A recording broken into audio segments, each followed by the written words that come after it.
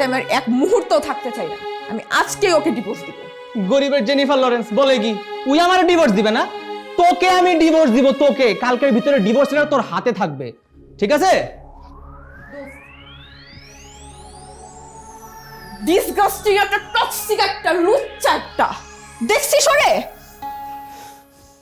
নীলিমা কই যাইতেছ? যেটা তোর বাসা রে ভাই। এসব কি দেখতেছি আমি? দুজনে প্রেম করে বিয়ে করলো, দুজনে কত স্মার্ট, আর এই পরিণতি হবে এখন এই সম্পর্কের। আমার মারও তো একই অবস্থা হয়েছিল, আর আমিও তো নীলিমার মতো অনেক বদমেজাজি।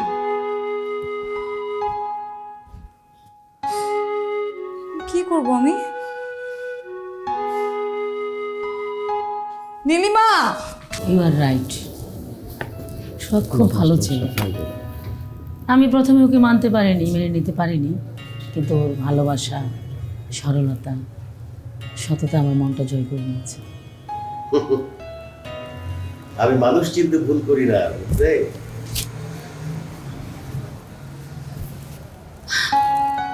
এই আমি কাকে দেখছি? সব তোমাকে অনেক সুন্দর লাগছে, স্মার্ট লাগছে।